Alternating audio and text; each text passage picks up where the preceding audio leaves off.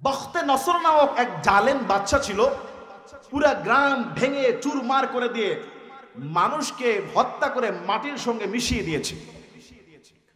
হযরত উযাইর তিনি ক্লান্ত, দুপুরবেলা জমিনে এখনো যায় নাই, তিনি বসে গেলেন।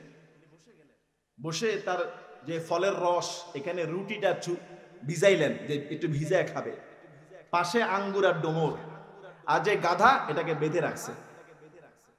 হযরত উযাইর বসে বসে চিন্তা করে, এত সুন্দর গঠিত একটা গ্রাম, এটাকে বখতে নসর জালেম বাদশা, বখতে নসর, বখতে মনে রাখবেন, ফেরাউনের নাম তো সবাই জানেন, নমরুদের নাম সবাই জানেন, আরেকটা জালেম বাদশা ছিল বখতে নসর। পুরা গ্রামটা ভেঙে চুরমার করে দিয়েছে, মানুষগুলোকে হত্যা করে কবরস্থান বানিয়ে ফেলেছে। মানুষ মরে পচে গলে কবর দেওয়ার মতো লোক নাই, হাড় বেরিয়ে গেছে। হযরত উযাইর তিনি পা লম্বা করে খাবার খাবে, বিশ্রাম নিচ্ছে, দুপুরবেলা ক্লান্ত, গাধা বেঁধে রেখেছে, এই গ্রাম নিয়ে চিন্তা করতেছে। আর দেখতেছে মানুষের হাড় দেখা যায়, হাড় পচে গলে হাড় বেরিয়ে আছে। হযরত উযাইর আল্লাহর পয়গম্বর, এই ভাই বসেন না, এরকম না কত কেন, বসে যান। হযরত উযাইর তিনি আল্লাহর পয়গম্বর। ক্বালা আন্না ইউহয়ি হাযিহি আল্লাহু বা'দা মাউতিহা, তিনি বলতেছে আল্লাহ, এই হাড়গুলো বেরিয়ে আসছে, শুকিয়ে গিয়েছে, এই হাড়ওয়ালা মানুষগুলোকে তুমি কিয়ামতের ময়দানে আবার রক্ত মাংস রু দিয়ে দাঁড় করাবা কেমনে সম্ভব? উনি কিন্তু বিশ্বাস করেন যে পরকালে আল্লাহ মানুষকে আবার কি জীবিত করবে, কিন্তু ওনার মনে প্রশ্ন, এটা কিভাবে সম্ভব? হাড় দেখা যাচ্ছে, মাথার খুলি দেখা যাচ্ছে, পায়ের নলা দেখা যাচ্ছে, আবার আল্লাহ বলতেছে এগুলিকে আল্লাহ তাআলা কিয়ামতের ময়দানে দাঁড় করাবে। গোশত পচে মাটির সঙ্গে মিশে গিয়েছে, উনি বিশ্বাস করেন, কিন্তু মনে মনে প্রশ্ন করে এটা কিভাবে সম্ভব, কিভাবে আল্লাহ এটা করবে? ক্বালা আন্না ইউহয়ি হাযিহি আল্লাহু বা'দা মাউতিহা, মৃত্যুর পর কিভাবে আল্লাহ তাআলা এগুলিকে আবার হায়াত দিবেন? হযরত উযাইর যখন মনে মনে এই চিন্তা করছিলেন, আল্লাহ পাক রব্বুল আলামিন আল্লাহর কোরআন বলছে, ফাআমাতাহুল্লাহু মিআতা আম, আল্লাহ সঙ্গে সঙ্গে মালাকুল মউতকে নির্দেশ দিলেন, আজরাইল। উযাইর মনে মনে এই চিন্তা করে, হাড়গুলোকে কিভাবে মানুষ বানাবো? মালাকুল মউত, আজরাইল তোমাকে অর্ডার দিলাম, উযাইরের রূহটা এখনই কবজ করে ফেলো। আল্লাহু আকবার। সাইয়েদনা উযাইর সঙ্গে সঙ্গে ইন্তেকাল করলেন এমন একটা গ্রামে, যেই গ্রামে কোনো মানুষ নাই। বাড়িতে যে খবর দিবে তার ছেলেকে, তার বাড়িতে যে আত্মীয় স্বজনকে খবর দিবে অমুক জায়গায় একটা লাশ পাওয়া গিয়েছে, এমন লোক নাই, তিনি ওই জায়গায় মরে পড়ে আছে। দুপুরবেলা তার মৃত্যু হয়ে গেল। মৃত্যু হয়ে যাওয়ার পরে কিছুদিন পর ওই এলাকার মানুষ যারা পালিয়ে গিয়েছিল, ঘর বাড়ি ছেড়ে যারা নিহত হয়েছিল, আস্তে আস্তে তাদের আত্মীয় স্বজন আসতে লাগলো, ওই এলাকার মধ্যে ঘর বাড়ি বানানো শুরু করে দিল। ফাআমাতাহুল্লাহু মিআতা আম, হযরত উযাইরের লাশটা পড়ে আছে। আল্লাহ পাক রব্বুল আলামিন সিদ্ধান্ত নিলেন উযাইরকে এবার হায়াত দিবে। সুম্মা বাআসা, সন্ধ্যাবেলা যখন, দিনের সন্ধ্যা যখন, কোন একদিনের সন্ধ্যাবেলা আল্লাহ পাক রব্বুল আলামিন হযরত উযাইরকে হায়াত দিলেন। কিভাবে হায়াত দিলেন? সর্বপ্রথম উযাইরের চোখের মধ্যে রূহ দিলেন, এরপর উযাইরের কলিজার মধ্যে রূহ দিলেন, যাতে করে উযাইর নিজের চোখে দেখে উযাইর মরে পচে গলে মাটির সঙ্গে মিশে গিয়েছে। ওই এলাকার কবরস্থান সেটা আবার বড় বড় দালান হয়েছে, রাস্তা হয়েছে, মানুষ হয়েছে, মানুষের ঘরবাড়ি বেড়েছে। উযাইরের চোখের মধ্যে আল্লাহ হায়াত দিলেন। সুম্মা বাআসা, তাকে যখন হায়াত দিলেন, চোখটা শুধু সৃষ্টি হলো, কলবটা শুধু সৃষ্টি হলো। এবার উযাইরের সামনে রব্বুল আলামিন উযাইরকে দেখায় দেয় তার হাড়ের মধ্যে আল্লাহ তাআলা কিভাবে মাংস লাগালেন, মাংসের উপরে আল্লাহ তাআলা রগ দিলেন, রগের ভিতরে রক্ত দিলেন, তার উপরে চামড়া দিলেন, তার উপরে পশম দিলেন। উযাইর আলাইহিস সালাতু ওয়াস সালাম স্বচক্ষে তাকিয়ে দেখলেন তার পুরো বডিটা আল্লাহ তাআলা তৈরি করে রূহ দিয়ে আবার আগের মতো তাকে চিন্তা করে ফেললেন। সুবহানাল্লাহ। ফেরেশতা ওই উযাইর আলাইহিস সালাতু ওয়াস সালামকে প্রশ্ন করলেন, সুম্মা বাআসা ক্বালা কাম লাবিস, হে আল্লাহর নবী পয়গম্বর বলুন তো দেখি আপনি কত বছর এখানে মৃত অবস্থায় পড়েছিলেন? কত বছর? ক্বালা কাম লাবিস, কত বছর এই জায়গায় আপনি লাশ হয়ে পড়েছিলেন, বলতে পারবেন কিনা? আপনার চোখের সামনে তো আপনাকে বানানো হলো। হুজুর আলাইহিস সালাতু ওয়াস সালামের যেদিন ইন্তেকাল হয় সেদিন ছিল দুপুর বা তার সকাল, আর যেদিন তাকে হায়াত দিয়ে আবার তৈরি করা হলো, তার সামনে জিন্দা করা হলো, ওই সময়টা ছিল সন্ধ্যা। তিনি জবাব দেয়, ক্বালা লাবিস্তু ইয়াওমান আও বা'দা ইয়াওম, হয়তো আমাকে এই জায়গায় মৃত অবস্থায় সর্বোচ্চ একদিন কিংবা অর্ধদিন, একদিন কিংবা অর্ধদিন আমি এখানে মরা লাশ হয়ে পড়েছিলাম। আল্লাহ পাক রব্বুল আলামিন জবাব দেয় ফেরেশতার মাধ্যমে, উযাইর না না, একদিন আর অর্ধদিন না, ক্বালা বাল লাবিস্তা মিআতা আম, ও উযাইর আপনি এখানে একদিন, এক মাস, এক বছর নয়, আমি আল্লাহ পাক রব্বুল আলামিন আপনাকে মৃত্যু দিয়ে জীবিত করলাম, মরা লাশ করে এখানে 100 বছর পর্যন্ত ফেলে রেখেছিলাম। সুবহান। কত বছর, কত বছর? জোরে বলেন কত বছর? 100 বছর পরে মাটির সঙ্গে মিশে যাওয়া হাড়গুলোর সঙ্গে মাটি লাগায়া আবার মাংস তৈরি করে রূহ দিয়ে জীবিত করার ক্ষমতা আল্লাহ তাআলার আছে না নাই? আরো জোরে বলেন আছে না নাই? আমার হিন্দু ভাইয়েরা লাশগুলোকে পোড়ায়া দেয়, দেখি না? আবার অনেক ভাইরা মুসলমান হওয়া সত্ত্বেও সাগরের মধ্যে ডুবে যায়, মাছে খেয়ে ফেলে, ফেলে কিনা? আচ্ছা, আল্লাহ চাইলে এদেরকে এই যে লাশ পুড়িয়ে দিয়েছে, সব ছাই হয়ে গেছে, সম্ভব? আবার কি গঠন করে আল্লাহ পাইলে চাইলে কি সম্ভব? কিভাবে সম্ভব? আরেকটা হাদিসে চলে যায়, রাগ করবেন না তো? একটা হাদিসে চলে গেলাম। রাসূল কারীম সাল্লাল্লাহু আলাইহি ওয়াসাল্লাম বলে, পূর্বের যুগে এক লোক ছিল অত্যন্ত পাপী, এত পাপ সে করেছে মৃত্যুর সময় অন্তরের মধ্যে ভয় ঢুকে গেছে। ওই পাপী লোকটা তার ছেলেদেরকে ডাক দিয়েছে, এই বাবারা এদিকে আসো, শোনো, আমি তোমাদের বাবা, আমি তোমাদেরকে একটা নসিহত করতে চাই, তোমরা কি আমার নসিহতটা মানবা? আমার উপদেশটা কি মানবা? ছেলেরা বললো, বাবা আপনি বলেন। ওই লোকটা বলছে, বাবারা শোনো, আমি আমার জীবনে এত পাপ করেছি, এত অন্যায় করেছি, আমার মৃত্যুর পরে আল্লাহ পাক রব্বুল আলামিন যদি আমাকে ধরতে পারে, আমার মতো শাস্তি, আমাকে দেওয়ার মতো শাস্তি মনে হয় আর কাউকে দেবে না। সুতরাং আমার প্রিয় সন্তানেরা, আমার একটা ওসিয়ত তোমরা পূরণ করবা কিনা জবান দাও। প্রত্যেকটা সন্তান বলল, বাবা ওয়াদা দিলাম। কি করতে হবে বলো বলো। ওই লোকটা বলছে, আমি অনেক পাপ করেছি, মৃত্যুর পরে আল্লাহর সামনে ধরা দিতে চাই না। আমার ওসিয়ত, আমার ওয়াদা, আমার জবান হলো, আমার ইন্তেকাল যখন হয়ে যাবে, জঙ্গল থেকে কাঠ আনবা, লাকড়ি আনবা, কি আনবা? লাকড়ি আনবা, কাঠ আনবা, ওই কাঠের মধ্যে আমার লাশটা রেখে এমন ভাবে পোড়াবা যাতে করে একটা হাড্ডির জন্য দেখা না যায়। পোড়াইতে পোড়াইতে পোড়াইতে পোড়াইতে আমার পুরো বডিটাকে পরিপূর্ণ ছাই বানায় ফেলবা। এবং ছাই বানাবা, ছাই বানানোর পরে ওই ছাইটাকে 2 ভাগ করবা। কত ভাগ? আওয়াজ করে, আরো জোরে। 2 ভাগ ছাই বানাবা।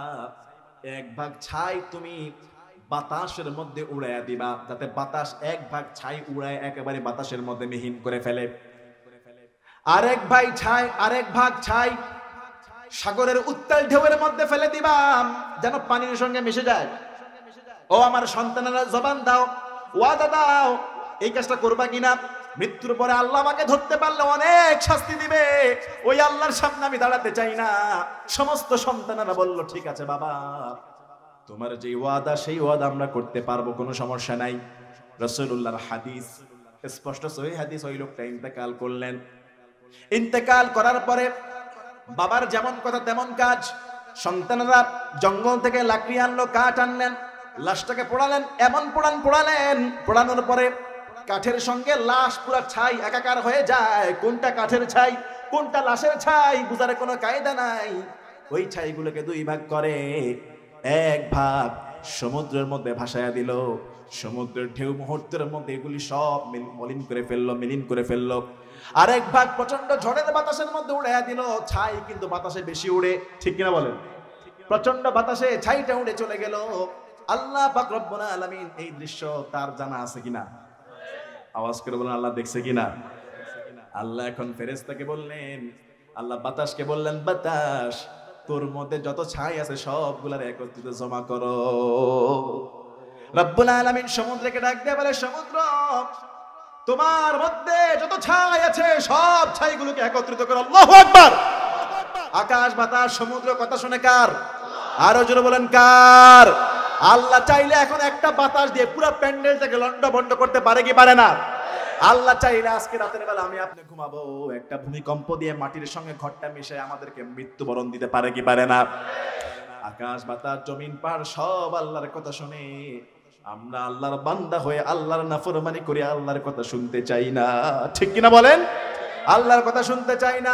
যদি আল্লাহর কথা শুনতাম ওই মসজিদে এই শীতের কালে ফজরের নামাজে 5-6 জন 10 জনের মুসল্লি হতো না, পুরা মসজিদে জুমার দিন ভরে যেত, ঠিক কিনা বলেন?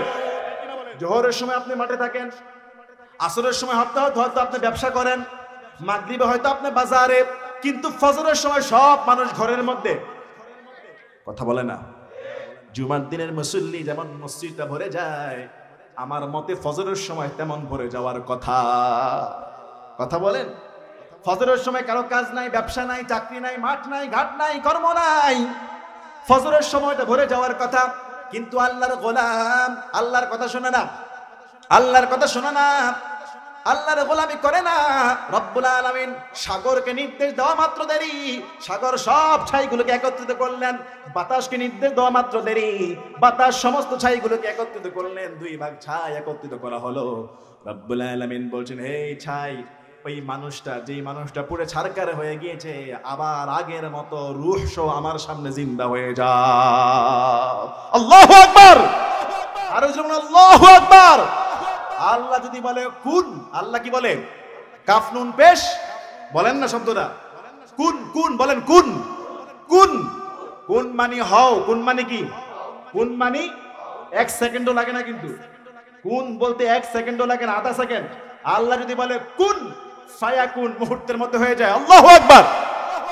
আল্লাহ যদি বলে এই রাঙ্গামাটি মুহূর্তের মধ্যে ডেবে যাও, কুন বলা মাত্র দেরি, ডেবে যাবে। আল্লাহ যদি বলে গোটা পৃথিবী ধ্বংস হয়ে যাবে, কোন রাঙ্গামাটিকে হেফাজত করো, হেফাজত করে দিবেন কে? আরো জোরে বলেন। আজকের তাফসীরে মাহফিলে রাসূল আল্লাহকে বলবো, আল্লাহ তোমার বান্দারা এত সুন্দর কোরআনের বাগান সাজিয়েছে, এই সুন্দর এই জমিনে এই কোরআনের হক আদায় করার কারণে আমার শ্রমিক ভাইদের শ্রমের মূল্য দিও, আর যারা যে পেশায় আছে প্রত্যেকের রুজি কামাইতে তুমি আল্লাহ বরকত বাড়ায়া দিও।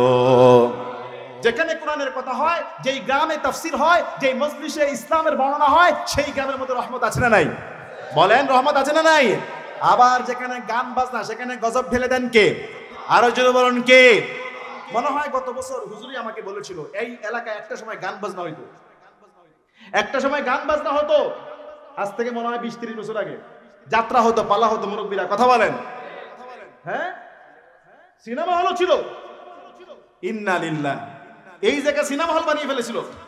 আমাকে মনে হয় গত বছর হুজুরই বলেছিল খাইতে গিয়ে, যে এই এলাকায় একটা সময় গান বাজনা হতো, সব দূর হয়ে গিয়ে রাঙ্গামাটির এই ভূমিকে আল্লাহ তাআলা তাফসীরের ময়দান হিসেবে কবুল করে নিয়েছে। আল্লাহু আকবার! সেই লোকটাকে আল্লাহ বললেন, এই ছাই মানুষ হয়ে যাও, সঙ্গে সঙ্গে পুরো বডিতে দাঁড়িয়ে যায়, একটা সেকেন্ডও দেরি হয় না। সুবহানাল্লাহ বলবেন না? আর ছাই করতে কত আয়োজন, ছাই করার জন্য কত সময় নিয়েছে, ওই গোটা ছাইটাকে মানুষ রূপে আবার দাঁড় করাতে 1 সেকেন্ডও সময় লাগে নাই। ক্ষমতার মালিক কে? ক্ষমতার বড়াই দেখায়ও না, ক্ষমতার বড়াই দেখায় কেউ এই জমিনে টিকতে পারে? পেরেছে? কেউ টিকতে পারে নাই।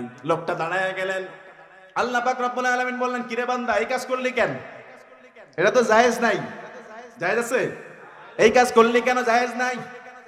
বলে, আল্লাহ জীবনে এত পাপ করেছি, এত অন্যায় করেছি, ও আল্লাহ আমি তো তোমার জানি, তুমি একজন আছো, আমি জানি তুমি যদি আমার কাছে হিসাব চাও আমি হিসাব দিতে পারবো না। তোমার ভয়ে, তোমার হাত থেকে বাঁচার জন্য এই কাজ করেছি আল্লাহ, যেই তোমার হাত থেকে বাঁচার জন্য এই কাজ করে শেষমেশ তোমার হাতে ধরা খেয়ে গেলাম।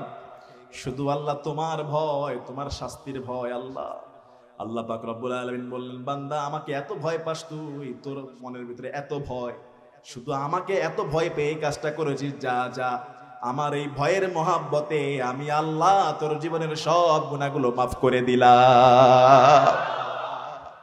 রাসূলুল্লাহ সাল্লাল্লাহু আলাইহি ওয়াসাল্লাম হাদিসের মধ্যে বলেছেন, আল্লাহ মানুষের চোখের পানিকে এত ভালোবাসেন, কোন বান্দা যদি আল্লাহর ভয়ে 1 ফোঁটা পানি ফেলে দেয় চোখ থেকে, কত ফোঁটা? 1 ফোঁটা পানি, সারা জীবন কান্না করা না, হয়তো আপনি সারা জীবন আমি আপনি কান্না করি, হয়তো এই কান্না কবুল নাও হতে পারে, রাসূল সাল্লাল্লাহু আলাইহি সাল্লাম বলেছেন, কোন বান্দা যদি আল্লাহর ভয়ে চোখ দিয়ে এক ফোঁটা পানি ফেলে দেয়, গাভীর ওলান থেকে দুধ বের হওয়ার পরে সেই দুধ ওই ওলানের মধ্যে ঢুকানো যেমন অসম্ভব, আল্লাহর ভয়ে ক্রন্দনকারীকে জাহান্নামে নিক্ষেপ করা অসম্ভব হয়ে যায়। গাভীর যে ওলানের দুধ যে দহন করা হয়, ওলানের এই দুধ দহন, এটা কি আবার ওলানের ভিতরে ঢুকানো যাবে? কোন বান্দা যদি আল্লাহর ভয়ে চোখের পানি ফেলে দেয়, আল্লাহর ভয়ে চোখের এক ফোঁটা পানি যদি কবুল হয়ে যায়, রাসূল বলছেন এক ফোঁটা পানি, ওয়ানলি ফর ওয়ান, ছোট্ট জাররা একটা ফোঁটা পানি কারো চোখ দিয়ে পড়ে যদি কবুল হয়ে যায় আল্লাহর ভয়ে, গাভীর দহন করা দুধ যেমন সেই বাটের ভিতরে ওলানের ভিতরে আবার রিটার্ন ব্যাক করা সম্ভব না, ঢুকানো সম্ভব না, আল্লাহর ভয়ে ওই ক্রন্দনকারী জাহান্নামে ফেলা তেমন অসম্ভব হয়ে যায়। আল্লাহু আকবার বলেন। আজকে কথা দিলাম আখিরি মুনাজাতে যদি আপনারা থাকেন, আমরা আল্লাহর ভয়ে কান্না করব, মুনাজাতে পারবো না ইনশাআল্লাহ? চোখের পানি ছেড়ে দেবো আল্লাহর ভয়ে, পারবো না ইনশাআল্লাহ? হতে পারে ভাই আজকের মুনাজাতটা হয়তো কবুল হয়ে যেতে পারে, কেননা এই মজলিসে আল্লাহর কোরআনের তাফসীর হচ্ছে, অসংখ্য আলেম ওলামারা বুজুর্গরা আছে, আমি মুসাফিরও হাত তুলবো, অনেক মুসাফির আমার সঙ্গে এসেছে তারাও হাত তুলবে। রাসূল বলছে তিন ব্যক্তির দোয়া আল্লাহ ফিরায় দেয় না, মাজলুমের দোয়া, পিতামাতার দোয়া আর মুসাফিরের দোয়া, তারা যদি হাত তুলে কবুল করে নেন কে? আল্লাহ। কষ্ট হচ্ছে না তো আপনাদের ভাই? কথা কি বেশি লম্বা হয়ে যাচ্ছে? তাফসীরটা শেষ করি। আল্লাহ তাআলা তাকে পরিপূর্ণ আবার দাঁড় করিয়ে বলল, যা আমার ভয়ে এই কাজ করছিস, তোরে মাফ করে দিলাম। আল্লাহু আকবার। এখন উযাইর আলাইহিস সালাম, মনে আছে উযাইর আলাইহিস সালাম, তিনি হায়াত পেলেন, আল্লাহ বললেন কত বছর মরেছিলাম? হযরত উযাইর তিনি বলেন, ক্বালা বাল লাবিস্তা মিয়াতা আম, এ আল্লাহ, আল্লাহর কাছে আল্লাহ জবাব দেয়, উযাইর একদিন না, দুই দিন না, 50 বছর না, 100 বছর রব্বুল আলামিন তোমাকে এইভাবে লাশ করে ফেলে রেখেছিল। আল্লাহ পাক রব্বুল আলামিন কোরআনুল কারীমের আয়াত, ও উযাইর তুমি তো মরে শুটকি হয়ে গেলা, লাশের হাড্ডি বেরিয়ে গেল, তোমার চোখের সামনে তোমারে বানালাম, কিন্তু দেখো আল্লাহর কি ক্ষমতা। ফানজুর ইলা তুআমিকা ওয়া শারাবিকা লাম ইয়াতাসান্নাহ। উযাইরের সঙ্গে দুইটা ফল ছিল। কয়টা ফল? মনে থাকলে বলেন তো এই ফলগুলোর নাম কি? বলেন বলেন। আঙ্গুর আর ডুমুর, দুইটা ফল যদি আপনি এক সপ্তাহ রেখে দেন, এটা কি আর থাকবে? পচে নষ্ট হয়ে টক হয়ে যাবে না? আল্লাহর কোরআন বলছে ফানজুর, উযাইর তাকায় দেখো, ইলা তুআমিকা ওয়া শারাবিকা লাম ইয়াতাসান্নাহ। লাম ইয়াতাসান্নাহ মানে হলো বিকৃত হয় নাই।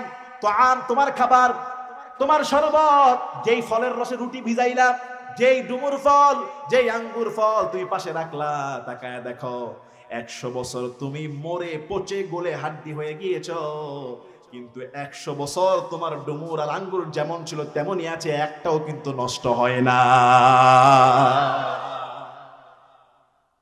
আল্লাহ চাইলে পারে কি পারে না? এই যে এখন ফ্রিজ বানানোর বুদ্ধি দিয়েছে কে? আগে আমরা কোরবানির গোশত বা যে কোনো সবজি তরকারি এগুলো আমরা 2-3 দিনের ভিতরে শেষ করা লাগতো, নষ্ট হয়ে যাবে। আর এখন ফ্রিজে একটা জিনিস 7 দিন 8 দিন 10 দিন রাখা যায়, নষ্ট হয় না। কথা বলেন না? এই যে ফ্রিজটা বানানোর তৌফিক, ক্ষমতা, বুদ্ধি দিয়েছেন কে? আর আল্লাহ বলতেছে ফ্রিজ ছাড়া, তখন কি ফ্রিজ ছিল? ফ্রিজ ছাড়া ডুমুর ফল, আঙ্গুর ফল আর রসের মধ্যে যে রুটি ভিজানো 100 বছর পর্যন্ত। উযাইর নজর করে দেখো, ফানজুর ইলা তুআমিক, তোমার খাবারের দিকে তাকাও, ওয়া শারাবিক, তোমার শরবতের দিকে তাকাও, লাম ইয়াতাসান্নাহ, যেমন ছিল তেমন আছে, একটু নষ্ট হয় নাই, স্বাদ গন্ধ নষ্ট হয় নাই, টক হয় নাই, কোনো বিকৃত হয় নাই। 100 বছর পর্যন্ত আমি রব্বুল আলামিন তোমার রিজিককে হেফাজত করে দিয়েছি। কি ভাই আল্লাহর প্রতি কি বিশ্বাস আছে? বলেন বিশ্বাস আছে? আমার শ্রমিক ভাইরা শ্রম দিয়ে খায়, হালাল রিজিক কামাই করে খায়, রিজিকের মালিক কে? আল্লাহ। আবার কেউ কেউ আছে চুরি করে, বাটপারি করে, সুদ খেয়ে, ওজনে কম দিয়ে 2 নাম্বারি করেও খায়, খায় কিনা? বলেন। তুমি চুরি করবা, বাটপারি করবা, সুদ খাবা, ডাকাতি করবা, রিজিক যা আছে হালাল ওইটাই থাকবে, তুমি যতই তাড়াহুড়া করো কোনোটাই আসবে না। আমার শ্রমিক ভাইরা আল্লাহর প্রতি ভরসা করে শ্রম দিয়ে কাজ করে, রিজিক তালাশ করে আল্লাহর কাছে, ও আল্লাহ শ্রমিকদের কষ্টের টাকার এই তাফসীর মাহফিল তাদের রুজিতে আরো বরকত বাড়ায় দিও। শ্রমিকদের কষ্টের টাকা আজকে আলেম আমাদের খেদমত হচ্ছে, খাবার হচ্ছে, তাদের মেহমানদারি হবে, তাদের যাতায়াত খরচ হবে। অসংখ্য আলেমরা এসেছে, তারাও নাস্তা গ্রহণ করেছে। অসংখ্য গ্রামবাসীরা কষ্ট করে তাফসির মাহফিল শুনেছে। আমার মতো অদম নগণ্য গোলামকে প্রায় 400 কিলোমিটার দূর থেকে নিয়ে আসছে শ্রমিকদের উদ্যোগে। আল্লাহ তাদের এই কষ্টের শ্রমের বিনিময়ে তুমি হালাল রুজি আরো বাড়াইয়া দিও। আর একটু আসতে বলেন না, আরে বললে আপনারটাও বাড়বে। জোরে বলেন আমিন। উজাইর আলাইহিস সালাম বললেন, আল্লাহ এটা কেমন কথা, আমি মরে শুটকি হয়ে গেলাম, আঙ্গুর আর ডুমুর পচে নাই। মনের মধ্যে একটা সন্দেহ, কথা বলেন, আছে না নাই? মনের মধ্যে একটা সন্দেহ আছে। এই যে মনের মধ্যে সন্দেহ লাগছে, আল্লাহ বলে উজাইর ঠিক আছে, আঙ্গুর আর ডুমুর দেখে সন্দেহ লাগে, ওয়ানজুর ইলা হিমারিক, সঙ্গে একটা প্রাণী ছিল, প্রাণী বাহন ছিল, নাম কি? আরে বলেন না ভাই। আমি তাফসির মাহফিলে আপনাদের কাছ থেকে নিই, যেমন আপনি যদি মুখ দিয়ে বলেন, ব্রেন খাটায়, তাহলে আপনার ভিতরে এটা 1 বছর না 10 বছর হলো থাকবে। বলেন ওয়ানজুর ইলা হিমারিক। আল্লাহ বলে উজাইর মনের মধ্যে সন্দেহ লাগে, যে গাধাটা খুঁটির সঙ্গে বাঁধছিলা, বাঁশের সঙ্গে, ওই গাধার দিকে নজর করো। হযরত উজাইর আলাইহিস সালাম যখন গাধার দিকে তাকাইলেন, নজর করে দেখে গাধাও মরে মাটির সঙ্গে মিশে, গাধার হাড় দেখা যায়, খুলি দেখা যায়, দাঁত দেখা যায়। জোরে বলুন আল্লাহু আকবার। এখন আর সন্দেহ আছে? এরে গাধাও মরেছে, গাধা মরে শুটকি হয়ে গিয়েছে, কিন্তু ওই ফলটা আল্লাহ তাআলা তাজা রেখে দিয়েছে। ওয়ানজুর ইলা হিমারিক। উজাইর তুমি তো মনে মনে ভাবছিলা যে হাড্ডিওয়ালা মানুষগুলোকে কিভাবে পরকালে আল্লাহ তাআলা আবার জিন্দা করবে। তোমার চোখের সামনে আমি আল্লাহ খেলা দেখাচ্ছি। ওয়ালিনাজআলাকা আয়াতাল লিন্নাস। এই খেলাগুলো মানুষের জন্য নিদর্শন থাকবে।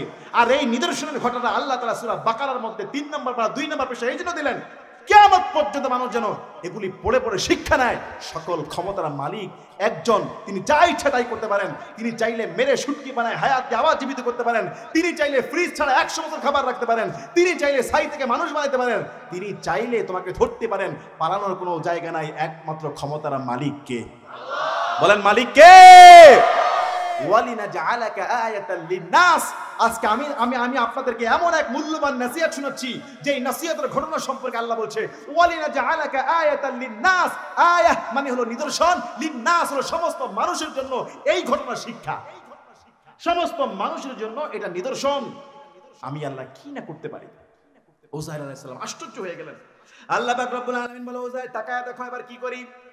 وانظر إلى حمارك ولنجعلك آية للناس وانظر إلى العظام كيف ننشزها ثم نكسوها لحما।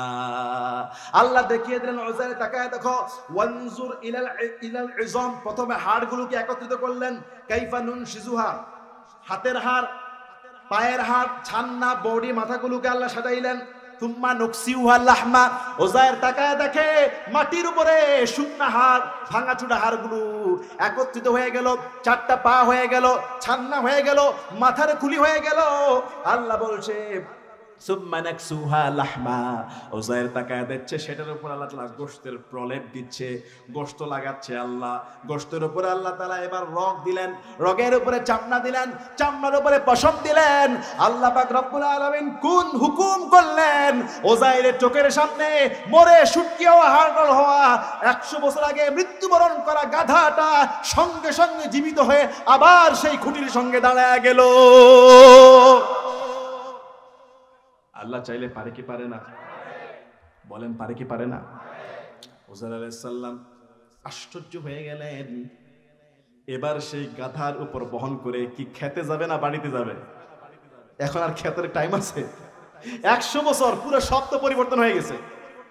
আমাদের অনেক মুরব্বী বাবারা আছেন, আজ থেকে 20 বছর আগেও কি এই মাইনি গ্রামটা এমন ছিল? এই লংদু উপজেলা কি এমন ছিল? আবার 20 বছর পর কি এমন থাকবে? আরো কত উন্নত হয়ে যেতে পারে, বিল্ডিং হবে, দালান হবে, কোটা হবে, সৌন্দর্য বাড়বে। 100 বছর পরে উজাইর কিছুই আর চিনে না, গ্রামের ঘর হয়ে গিয়েছে, নিজের বাড়ি কোথায় মনে পড়তেছে না। ওই গাধার পিঠে বসে কিছুটা তো আন্দাজ আছে, নিজের গ্রামের দিকে রওনা হয়েছে। সুবহানাল্লাহ বলেন। বাড়ির দিকে রওনা হয়েছে। আল বিদায়া ওয়ান নিহার বর্ণনা তাফসিরে সব পাবেন না, এটাও তাফসির ইবনে কাসির একজন লেখক লিখেছেন। তিনি বাড়িতে গেলেন, বাড়িতে যাওয়ার পরে তিনি গ্রামে ঢুকছে, তার গ্রাম তিনি চিনতে পারে না, 100 বছর আগের ঘটনা। কিন্তু মজার বিষয় হলো তার যখন ইন্তেকাল হয়েছে তখন বয়স ছিল কত? হায় হায়, সবাই বলেন আরো জোরে, জোর হয় নাই। তার যখন ইন্তেকাল হয়েছে বয়স ছিল 100 বছর পরে যখন হায়াত পেলেন, আল্লাহ জীবিত করলেন, তখনও তার বয়সের শুরুটা কত আছে? 140 কিন্তু হয় নাই, 40-এ আছে। 40-এর মতো ইয়াং যুবক, আগের রূপ, আগের যৌবন, আগের চেহারা। বাড়িতে গেছে, গ্রামে গেছে, ঘর কোনটা বুঝতেছে না। কোন এক ঘর আইডিয়া করছে, এটাই মনে হয় আমার ঘর ছিল। ওজার আলাইহিস সালাতু ওয়াস সালাম সেই ঘরের সামনে দাঁড়ালেন। দাঁড়ানোর পরে বলতেছে, আন্দাজে আবার কার ঘরে ঢুকে আবার মাইটার খায় কিনা, এজন্য নিজেই টেস্ট করে। বাড়িতে ওজায়ের আসেননি, নিজেই টেস্ট করে, আসলে তো সেই ওজায়ের। এই বাড়িতে ওজায়ের আছো, এটা কি ওজায়ের ঘর? বুদ্ধি ঠিক আছে কিনা? এই কথা যখন বললেন, সেই বাড়ি থেকে বেরিয়ে আসলো 120 বছরের একটা বুড়ি। কত বছর? লংদু উপজেলার মানুষ। আপনারা খান কাপ্তাই নদীর মাছ, খান আপনারা সলিড। আমার জন্য যে খাবার বানিয়েছে বলছে, হুজুর এখানে সব অরিজিনাল, কোনো ফার্মের কিছু নেই। আর ঢাকার মধ্যে সব হলো ফার্মের বাচ্চা, মুরগির বাচ্চা। দেওয়ালের ভিতরে থাকে, স্কুল আর বাসা, কোনো আলো নাই, বাতাস নাই, গাছ নাই, নদী নাই, নদীর মাছ নাই। পাইলে হয়তো কখনো বেশি দাম দিয়ে অরিজিনালটা খায়, গ্রামেরটা খায়, নাইলে ফার্মেরটা খায়। সেই তুলনায় আপনাদের শরীর, স্বাস্থ্য, হায়াত, সুস্থতা ঢাকার থেকেও বেশি। কথা বলেন না? ঢাকার মানুষ দেখলে হয়তো নাদুস নুদুস মনে হইতে পারে, শরীর একটু টাইট ফিট, সুন্দর, স্মার্ট মনে হইতে পারে, কিন্তু বাস্তবতায় মেশিন কল কবজায় কিন্তু ভিতরে কিন্তু শেষ, আপনারা আগে আছেন। কথা কি ঠিক কিনা? ঢাকার 100 জনের 90 জন মুরব্বী হলো ডায়াবেটিস রোগী। আর আপনাদের এখানে যদি ডায়াবেটিস রোগীর কথা বলি, আপনারা বলবেন কি সুন্দর রোগ রে, যদি আমার একটু হইতো। কথা বলেন, ডায়াবেটিস আপনাদেরকে ধরবে কেন? আপনারা যে কাজ করেন, যে হালাল খাবার খান, যে মজবুত খাবার খান, তরু লতা নদীর, বুদ্ধি আপনাদের বেশি। তো বুদ্ধি যদি বেশি হয়, আমি শহরের এই বোকাশোকা মানুষ প্রশ্ন করতেছি, 120 বছর বয়সের যে বুড়িটা বাইর হলো, এইটা ওজায়ের বাড়িতে কে ছিল? হ্যাঁ, তাইলে আজকে তাফসীর শেষ করে খাওয়ানটা ভালো মতো খাইতে হইব, যাতে আমারও কিছু বুদ্ধি বাড়ে। কথা ঠিক আছে? তিনি যখন বাড়ি থেকে যায়, তখন তার ওই কাজের লোকটা দাসীর বয়স ছিল 20 বছর, আর এখন দাসীর বয়স 120 বছর। বুড়ি এটা ঘর থেকে বের হয়েছে, সেই বুড়িটা বের হলেন, চোখের পানি ছেড়ে দিল। বুড়িটা বলছে, কে তুমি? এক দুর্বলতার কারণে পা গুলো নষ্ট হয়ে গিয়েছে, হাঁটতে পারে না, কোন রকম বের হয়েছে। হযরত উযাইর আলাইহিস সালাতু ওয়াস সালাম দেখলেন বুড়ির চোখ দিয়ে পানি পড়ে। উযাইরের নাম শোনার পরে উযাইর আলাইহিস সালাতু ওয়াস সালাম তখন দেখতে 40 বছরের যুবক, ইয়াং। তিনি বললেন, বুড়ি, তুমি যে উযাইরের কথা শুনে কান্না করতেছো, 100 বছর পর্যন্ত যার খবর কেউ নেয় না, তোমার সামনে দাঁড়িয়ে থাকতা সেই পুরুষটা আমি, সেই আল্লাহর নবী উযাইর তোমাদের সামনে হাজির হয়েছি। 100 বছর পর্যন্ত রব্বুল আলামিন আমাকে মৃত্যুবরণ করে রেখেছিলেন, হায়াত দিয়েছেন, আবার ফিরে এসেছি বুড়ি। কিন্তু ওই কণ্ঠের আওয়াজ, ওই যুবক, সেটা শুনলেই কি কেউ কোনো বুড়ি বিশ্বাস করবে? বুড়ি দেখতেছে আমার মালিকের বয়স হবে এখন 140 বছর, সে দেখতেছে পুরা তাজা নজওয়ান, মিথ্যা বলতেছে। অন্ধ তো, কণ্ঠ বুঝে না, অসম্ভব। তিনি বলতেছে, সম্ভব, আমি উযাইর, বিশ্বাস করো। রব্বুল আলামিন আমাকে 100 বছর মৃত্যু দিয়েছে, মিয়াতা আম। এরপর আল্লাহ আমাকে আবার হায়াত দিয়েছেন। বুড়ি বলতেছে, তুমি যদি উযাইর হও, আমি পরীক্ষা করব। কি পরীক্ষা? বুড়ি বলতেছে, আল্লাহর নবী উযাইর আল্লাহর কাছে যেই দোয়া করতেন, সেই দোয়াটাই কবুল হয়ে যেত। তুমি যদি উযাইর হয়ে থাকো সত্যিকারের, আমি অন্ধ, তুমি আল্লাহর কাছে দোয়া করো না, আল্লাহ যেন আমার চোখ দুইটাকে সুস্থ করে দেয়। আমি ল্যাংড়া, তুমি আল্লাহর কাছে দোয়া করো না, যদি তুমি উযাইর হয়ে থাকো দোয়া করো, রব্বুল আলামিন যেন আমার পঙ্গু দুইটা পা আবার আগের মতো সুস্থ করে দেয়। হযরত উযাইর আলাইহিস সালাতু ওয়াস সালাম আল্লাহর কাছে দোয়া করলেন। নবীরা যদি হাত তুলে, সেই হাত ফিরিয়ে দেয় না আল্লাহ, হযরত উযায়ের বুড়ির চোখের মধ্যে হাত মুছলেন, সঙ্গে সঙ্গে বুড়ির দুই চোখের আলো আগের মতো আবার ফিরিয়ে দিলেন কে? উযায়ের আলাইহিস সালাতু ওয়াস সালাম দোয়া করে বুড়ির দুই পায়ের মধ্যে হাত বুলালেন, সঙ্গে সঙ্গে সেই ল্যাংড়া পাকে সুস্থ করে দিলেন কে? পৃথিবীর সব ডাক্তাররা যদি আপনার ক্যান্সার ভালো করতে না পারে, রাতের অন্ধকারে সিজদায় পড়ে চোখের পানি ছেড়ে দেন, আল্লাহর কাছে দোয়া করেন। এমন নজির আমার এক দুঃসম্পর্কের নানা ফোন দিয়ে বলছে, তোমার নানি আর বাঁচবে 7 দিন। ডাক্তার বলে দিয়েছে আর বাঁচবে 7 দিন, শেষ সব। দুঃসম্পর্কের নানা আমাদেরকে ফোন দিয়ে বলছে আর 7 দিন বাঁচবে। আলহামদুলিল্লাহ, আমার চোখের দেখা ওই নানু এখন 10 বছর উপরে হয়ে গেছে, এখনো দিব্যি সুস্থ। পৃথিবীর সমস্ত ডাক্তাররা যদি আপনার আশা ছেড়ে দেয় ক্যান্সারের কারণে, এক রব্বুল আলামিন যদি হুকুম করে, যত কঠিন রোগ হোক না কেন ভালো করে দিতে পারেন কে?